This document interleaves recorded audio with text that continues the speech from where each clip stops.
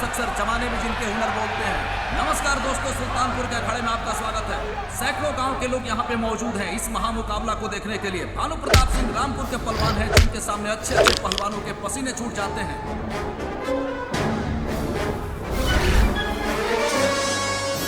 त्रिभुवन सिंह जो कि सुल्तानपुर के पहलवान हैं, अब देखते हैं कि वे उनके सामने कितनी देर तक टिक पाते हैं।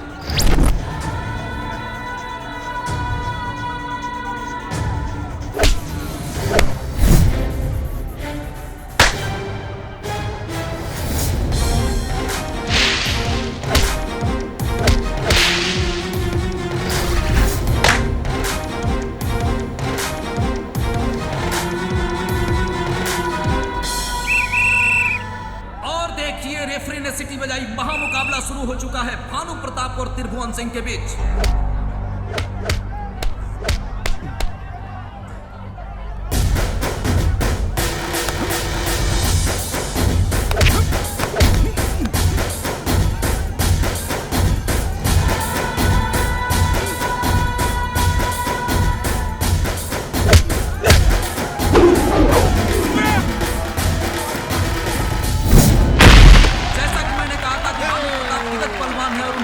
बड़े-बड़े पहलवानों के पसीने छूट जाते हैं, उन्हें बॉलीवुड का नहीं देते। 4 बार नॉकआउट विजयी रहे हैं वो, किसी से हारे नहीं है। आज ये देखने को मिल रहा है कि त्रिभुवन को पहले ही दौर में पटक दिया उन्होंने।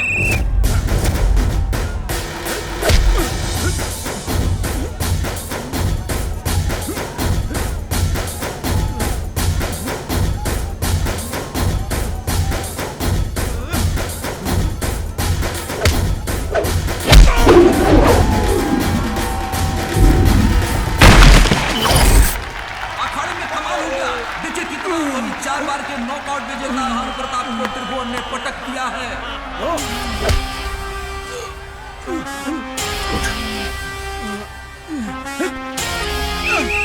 उठ।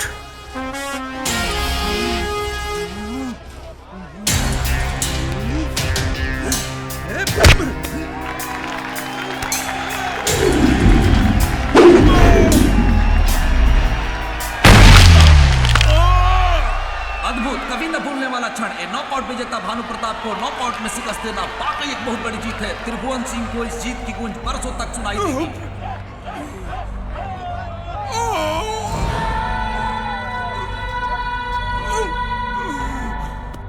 जीत के बाद जौना जांग पे ताल ठोकत रहले ना, वो पे अब जिंदगी भर मरम पट्टी लगी है। चल चल आवाज कर, कहाँ है पता नहीं।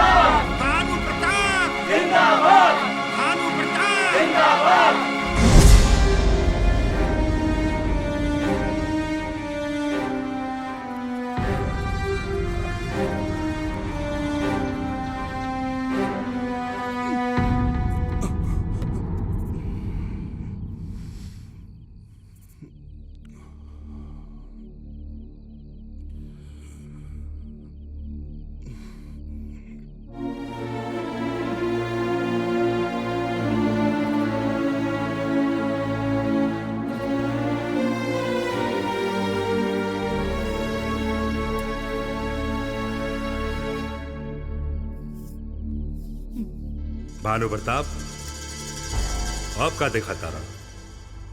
जब इंसान अपना अतीत के देखेला ना, तो समझा कि ओकर वर्तमान और भविष्य दोनों अंधेरा में बा।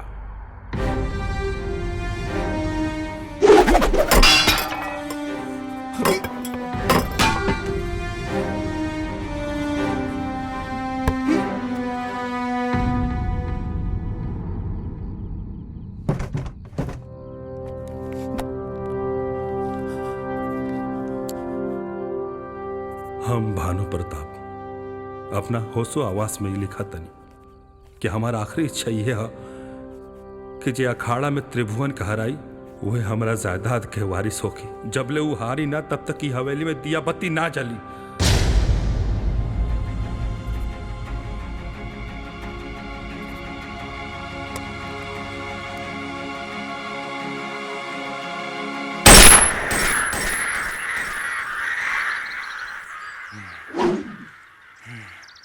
पता ना ये हवेली में दिया बाती बरी कि ऐसे ही वीरान रह जाई। ए दीपक बचवा, ये साल का दंगल तो बीते रहा। पूरा गांव हमार स्वागत करी यही हवेली पे। ए फेकू चाचा, बुढ़ौती में का सपना देखत बाड़ा? तोहरा से ना हो पाई, समझ ला।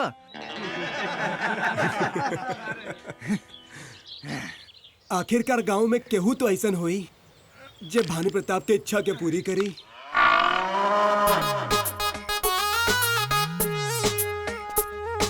राजू,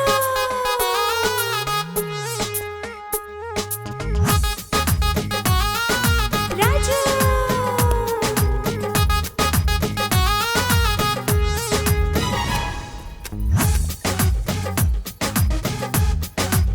राजू,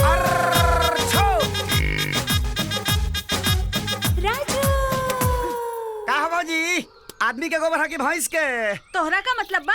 अरे मतलब ऐसे बाकी तत्काल अलगा भइल बड़ू, अलगा भइला के बाद लोग आदमियों को गोबर पाथल शुरू कर देला। कहो राजू, आ? ये सवेरे सवेरे सज धज के अप्सरा के लेके कहाँ जाता रहा? ले जाता नहीं भैंसा लगे चल बू। चल हट, तोरा तो मुँहे लगावल बेकार बा। मुंह का के लगे लिपस्टिक लभरा जाई।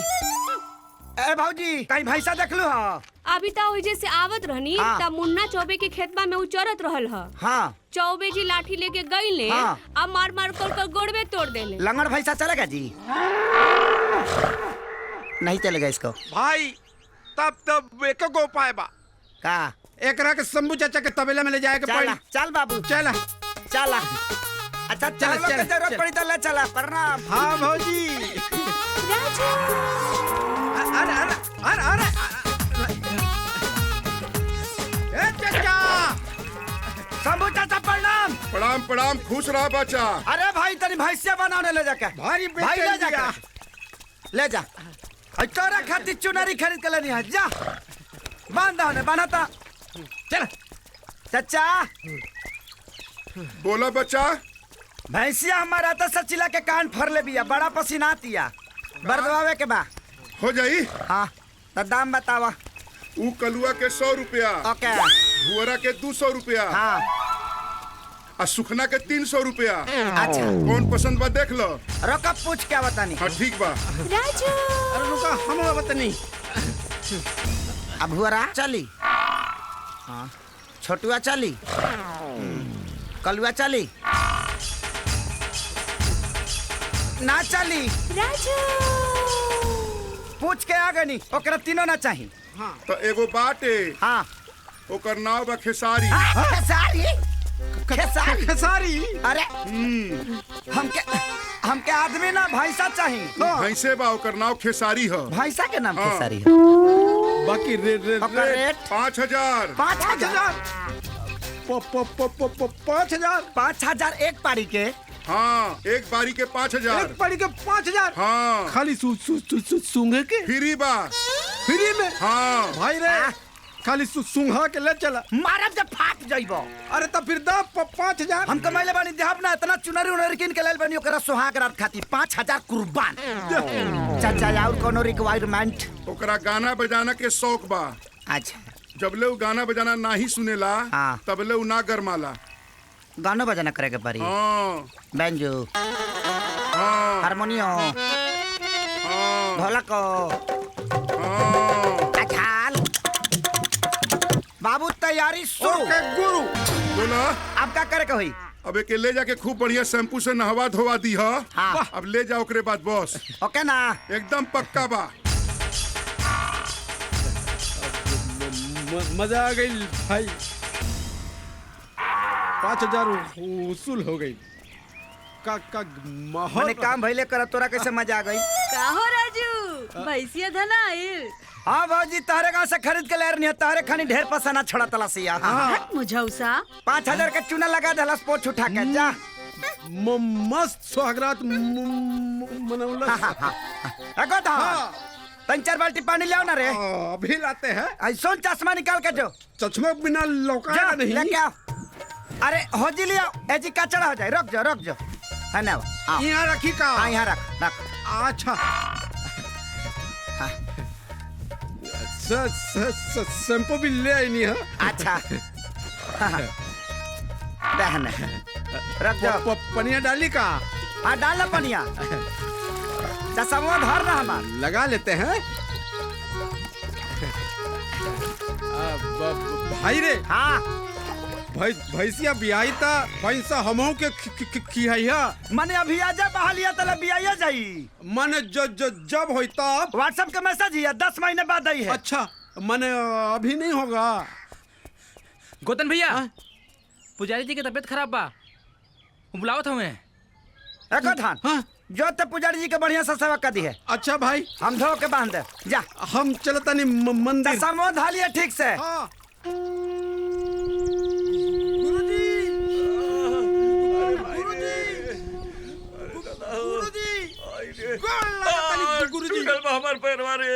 टूटल। अरे ये कैसे भइल गुरुजी? हमरा हिस्सा के सेवा में बाटल टाइम टूटल कैसे? अरे अरे अरे क्या बताई रे गोदना। अरे गोदना के हिस्सा वाला कह के हमरा के परेशान मत करी। अरे नंदुआ पैर दबावे में का भइल रे? पैर में कौन हिस्सा बा? पैर दबा दे दोनों। ठीक बाटे कह ताड़ा तो दबाइए दे तनी।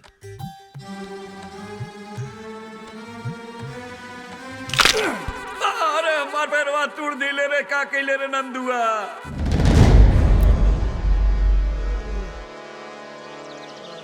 वो घोचू नंदुआ के ये मजाल कि हमरा हिस्सा के सेवा वाला टांग तोड़ देहलस। रउआ चिंता ना करी गुरुजी। खून के बदला खून त टांग के बदला टांग। अब हम ओकरा वाला टांग तोड़ दे। अरे तू सर को तोड़ दे ले रे। अब हिसाब बराबर भाई।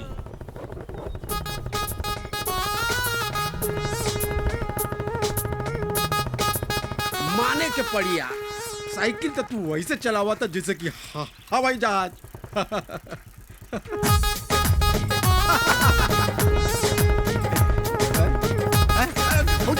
पकड़ का भाई?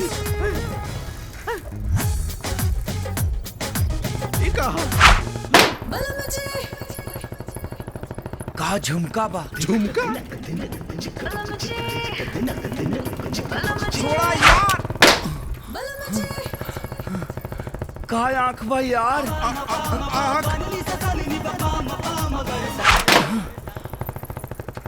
ओ माय डॉग का उठ बा यार। अरे अरे अरे अरे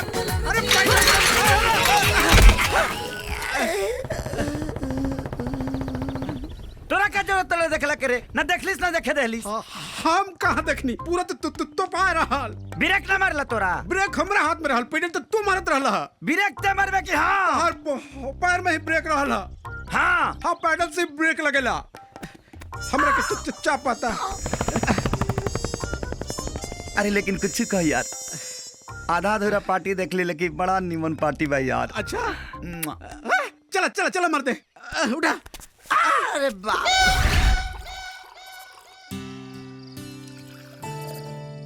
एगो धान यार पता लगाओ। दिमाग हमार काम हम करत तुरत बाना। का पता लगाई? लगाओ पता। हम कहते हैं तो इज्जत से पता लगाओ। अरे तो मैंने पता तो चले कि भाई पता लगावे के कहाँ पता लगाई? तोरा भौजी के पता लगावे के बा। और कौन से लगावे के बा? भौजी के पता? हाँ। अरे भाई आधा आधा दे के हमका घेवड़ा पता लगाई। हाँ वो भूत पिचास की लड़की। ये तो पहले पता चल जाए। मने तो मोटरसाइकिल पर भूत पिचास बैठला मारम। नहीं मने भौजी हुई है। गोई गोई मारी ले हम। लेकिन भाई थोड़ा कुल्लू तो मिले। हम यहाँ कंफ्यूज होता नहीं है। तोरा कुल्लू चाहिए? कुल्लू? अरे देख हाई 1.5 लीटर दूध जौन उठावना आवता बेटा एकर पैसा लगता। पता लगा लेना तो काल से ही उठावना दूध के ना भैंसिया के मूत के होई। ना ना ओकरा नौबत ना आई। आज पी लेबे ता। चल हट। पता लगावे की ही पड़ी।